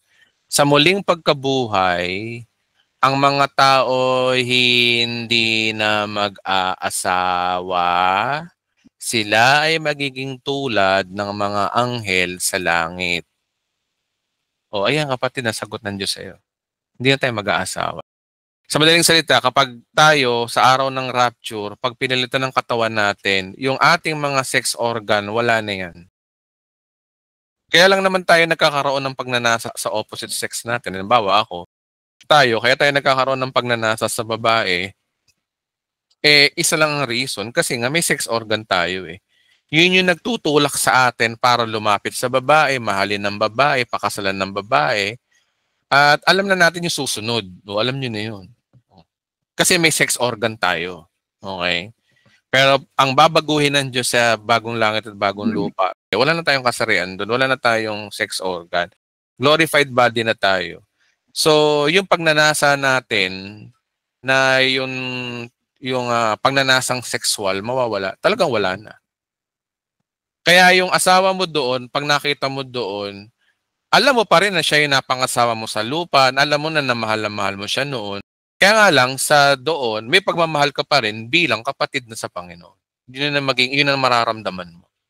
Wala ka na mararamdaman na gusto mo siyang halikan, yakapin, di ba? Wala nang ganun. Hindi mo na magagawa yun. Wala ka nang ganung feeling sa kanya. Ang feelings mo lang sa kanya is minamahal na kapatid na lang talaga. Ayon sa sinasabi dito, kapatid ayon sa sinasabi dito, kaya nga wala nang pag-aasawa dun eh. Ganun po yung tinuturo ng Biblia, kapatid. Salamat po, Pastor. Salamat, Pastor, sa buhay nyo. Salamat po sa lahat. Salamat sa turo. Salamat sa Diyos, Pastor. Thank you po. Bakit kapatid, mahal na mo ba ang asawa mo? Gusto mo ba sa langit? Mag-asawa pa rin ba kayo? Gusto mo ba yun? Hindi naman, Pastor. Yun kasi ang ano natin doon sa di ba, Pastor, is yung iba kasi sabi nila yung nasa ulap, naglalakad, yung paliwanag po doon, Pastor, sa nyo, napakaliwanag po na glorified yung normal na tao tayo. Ganito. Kaya natanong ko, Pastor, may asawa ko ba kaya doon? Yung madadala ko kaya yung asawa ko, or kilala ba niya ako, or may partner, ganon? Ano yung pinaka sistema ng Diyos doon sa bagong Yung pagmamahal siguro, maalala mo. Pero yung sa oras na yun, iba na kasi yung yung mood nyo pareho eh. Para bang, special siya sa'yo. Nandun pa rin yun, nakakatuwa. Ikaw nga kapatid, no? Bigyan kita ng halimbawa. Ikaw ba kapatid? Ito, wag kayo mababastusan sa akin na. Wag naman please. Bibigyan ko kayo ng magandang feelings. Okay, ilagay natin yung sarili natin. Ikaw ba kapatid? May kapatid ka bang babae, kapatid? Meron po, Pastor. Okay. Imaginein mo nga yung kapatid mong babae, halikan mo. Ano mararamdaman mo? Mandidire ka o kikiligin?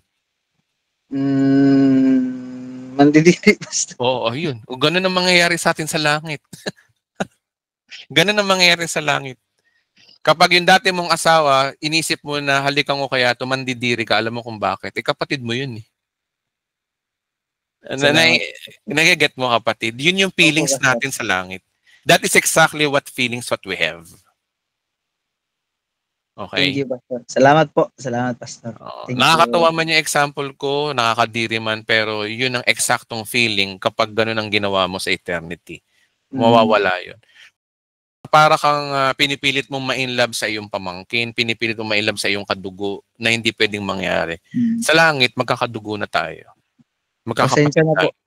Pasensya na po, Pastor, sa tanong out of topic po natin ngayon. Kasi matagal ko na itong dapat tanongin nung nakaraan, Pastor. Wala yun. Maganda yung tanong mo. Malaking tulong to sa mga tao nakikinig. Salamat kapatid sa tulong mo. Maganda yung tanong mo. Sige, Pastor. Yun lang po, Pastor. Naintindihan ko po, Pastor. Salamat. Marami.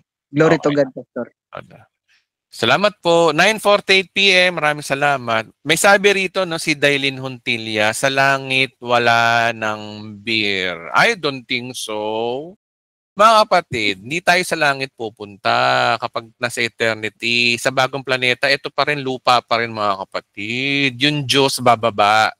Hindi tayo akit sa langit. Yung Diyos mismo bababa mula sa langit. Yun yung bagong Jerusalem. Natirahan natin. Okay? So, hindi totoo yung mga tinuturo ng mga ibang mga ano natin. Ano. Tignan nyo, no? Marami tayong mga katuroang nalalaman natin. Baligtad sa tinuturo talaga ng totoong sinasabi ng Biblia. Laging baligtad. Ang tinuturo ng tao, kailangan mong i-please ang Diyos kahit hindi mo na kailangan i-please ang tao.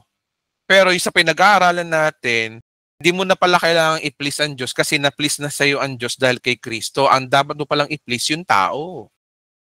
Dapat maintindihan natin mga kapatid na ang Bible laging baligtad dun sa ano natin. Okay, so sige next question tayo, no? 9:50. Ang The Bride of Christ TV church channel ay meron na. Magkakaroon tayo nito ng tinatawag na meet and greet dito sa Navotas. If you want mine, pinagpaplanuhan pa namin ni Mrs. kung itong week na to or ano lang naman to mga kapatid, every month mga kapatid, every month. Oo. Pag-uusapan pa natin, no. Family day to, family day mga kapatid. Family day lagi natin. So, pag-uusapan pa namin, no, kung paano, kung ngayon na ba. Gusto ko kasi mangyari ngayon ng 29, tama-tama, araw ng kamatayan ng nanay ko at spiritual birth ko, pero ewan ko pag-uusapan pa namin. Pero ano na, nile-level up na tayo ng Panginoon, darating ng oras na makakapag-meet and greet din tayo, no. Malay nyo, no, sa meet and greet natin, doon na mag-rapture. Kasi yung sinasabi ko, sa rapture tayo magkikita.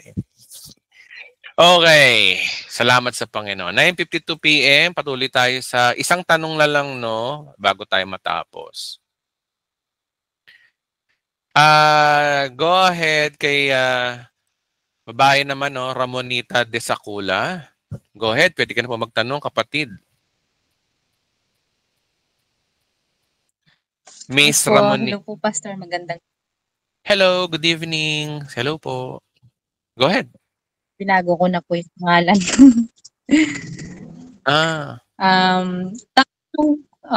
Opo. Sige okay po, go ahead. Ba? Go ahead. Di kasi lang po, itatanong ko lang po yung Mateo 25, yung talinghaga ng tungkol sa tatlong alipin po. Ano po bang ibig sabihin nun? Yung ang paghahari ng Diyos ay may tutulad sa isang taong manglalakbay. Hindi ko po maintindihan po kasi yun eh. Yung may binigyan siya ng ginto, ganon. Ano po bang ibig sabihin nun? Hindi naman masyadong kailangan pa para intindi mo yan kasi hindi naman tayong kausap dyan, kapatid eh. Mateo 25 is for the Jews. Okay. Sino nagsasalita? Si Kristo. Sinong kausap? At ang pag-uusap doon ay paghahari ng Diyos. Mangyayari daw to sa paghahari ng Diyos. Kailan ba yung paghahari ng Diyos? Wait lamang po. Okay, kung titingnan nyo sa mapa, no, ito yung dispensation. Okay? Dito tayo, present time. Anytime pwede na mag-rapture. Okay? At pagdating ng rapture, kapatid, tanungin nga pala kita, no? Napanood mo na po ba yung buong series ng Katapusan ng Mundo, kapatid? Opo. Okay. Sige. O, review lang tayo, O, 7 years tribulation habang nasa langit, nagkakasayahan tayo rito. So, second coming of Christ, bababa si Kristo para maghari siya sa loob ng 1,000 taon kasama tayo. So, ibig sabihin, kapatid, ang millennium ay paghahari ni Kristo, literally, kasama tayo dyan. Visible tayo makikita ng buong mundo, visible na makikita ng tao dito sa buong mundo, si Kristo na naghahari sa Jerusalem. Ngayon, ang tinutukoy na sa verse na binigay mo ay tumutukoy dito sa paghahari ni Kristo kasama tayo. Kaya hindi po sa atin po yan, sa mga Hudyo po yan. Okay, kaya nga sabi rito, Okay no, ang po. kaharian ng langit ay matutulad sa ganito, may 10 dalaga, etc. Oh. Yan yun, no. Ano yung sinasabi mo, yung parable of the talents? Tingnan niyo yung parable of the talents, ha. Sige, patulan natin yung tanong mo. Tingnan natin kung ito ba'y compatible sa atin. Okay. O remember, ano ba tayo mga Kristiyano? We are saved by grace through faith through Jesus Christ. Okay? Pero eto, Kristiyano kaya to, sabi dito na, ang paghahari daw ng Diyos. O, ang paghahari ng Diyos, ano daw, yung millennial, ito yun, kapatid. Ang paghahari ng Diyos, ito. Yung kultura, yung mangyayari daw dito, sa millennium, na wherein kasama na tayo dito, tayong kasama maghahari ni Kristo. O, ay ano daw, katulad daw ng isang taong maglalakbay, tinawag niya ang kanyang mga tawan, pinagkatiwala ang kanyang ari-arian, binigyan niya ang salaping ginto ang bawat isa ayon sa kanilang kakayanan, binigyan niya ang 1,000 ginto, ang isa naman ay 2,000 ginto, at isa ay 1,000 ginto salapi. Pagkatapos siya ay umalis. Kumilos agad ang tumanggap ng 5,000 salaping ginto, pinangalakal yon, kumita ng 5,000 salaping ginto. Gayon din naman ang tumanggap ng 2,000 ginto salaping ginto ay kumita pa ng 2,000 salaping ginto. Ngunit yung pangatlo, no, ang salaping ginto ay umukay at tinago ang salaping ginto ng Panginoon. Pagkaraan ng mahabang panahon, bumalik ang Panginoon. Taong iyan sila ay pinag-ulat. Lumapit ang isa, dinagdagan. Pero pagdating ng pangatlo, lumapit din ang laging sinasabi, magaling at tapat na mabuting alipin. O, pamamahalain kita at makihati ka sa aking kagalakan. Ibig sabihin, makakasama sila dito sa millennium. O, ito yung panahon na yun. Lumapit naman ang 1,000 salaping ginto, sinabi, alam ko pong kayo maigpit na pinipitas ninyo ang bunga ng hindi nyo tinatanim at tinaani at hindi ninyo nahasik. Natakot po ako, kaya binaon ko sa lupa ang inyong salaping ginto, eto ng labing iniwan. Sumagot ang Panginoon, masama at tamad ang lingkod. Alam mo nga palang pinipitas ko, bakit hindi mo na lamang ibinigay sa bangko, etc. etc. Ano nangyari sa kanya? Itinapon siya sa kadiliman. O, napunta ng impyerno. Ngayon ang tanong, ito ba sa Christian? Eto naman yung perverted. Pasok ka nga, kambing perverted. Ganito po yan, pastor. Yung 1,000, kaya hindi napunta siya ng impyerno kasi hindi niya tinawit ang kanyang talento sa ministry. Yan ang turo nila, no? Ministry daw. Yung talento raw hindi ginamit. Masakit na, nakakapagtaka naman dito, hindi ka lang nagamit sa ministry, tinapon ka na sa impyerno. Ay, Jesus, ganun ba kalupit ang Diyos? Oh, Diyos ko. Oh, kasi nga mali, hindi nga kasi tayo ang kausap dito. Ang kausap dito, mga Hudyo. Na ang mangyayari sa kanila balang araw, ang kanilang salvation, ang kanilang physical salvation during tribulation age, ay magiging tapat sa Panginoon sa kanyang pagdating sa second coming. Oh. Ano yung attitude mo bilang isang Hudyo? Nasa tribulation to eh. Yung mga taong pinatutungkol dito nasa tribulation habang tayo nasa langit. O paano magiging sayo yan? Oh. Chapter 19, no? Ito na yun. Second coming, bumaba na tayo. Tayo mga Kristiyano, bumaba na kasama si Kristo. Dito yun. Hindi kayo makakapasok sa millennium kapag hindi kayo sumunod sa Diyos during tribulation. That is exactly yan. Diyan dapat nilalagay yung Mateo 25 na yan.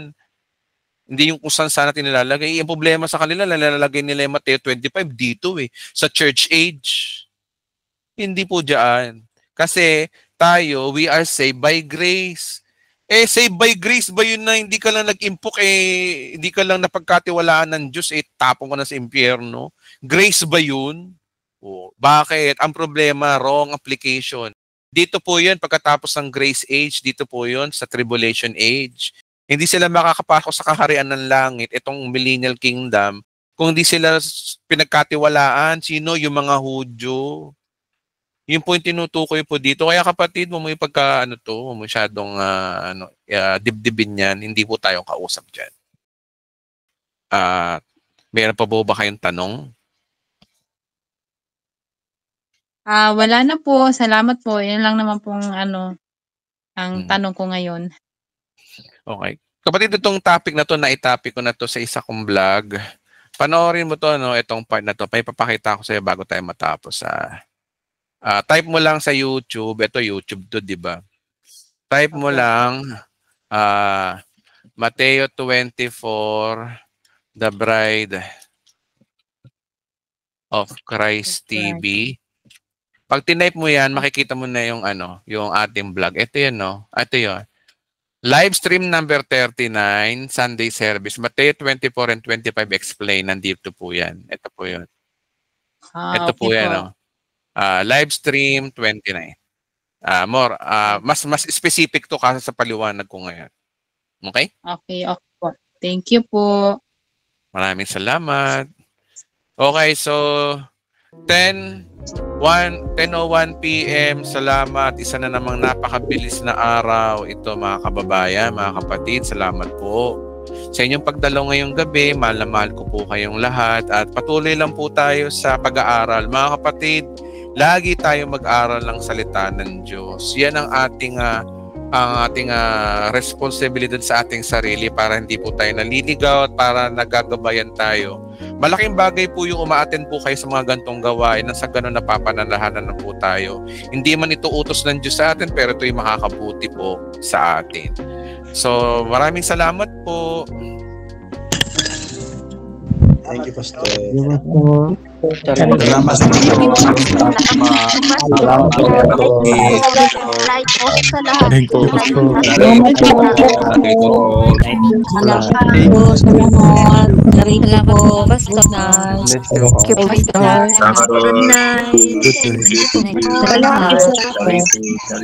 Pray po tayo. Okay, maraming salamat po. Mahal na mahal ko po kayo. See you next Saturday night. Stay blessed po.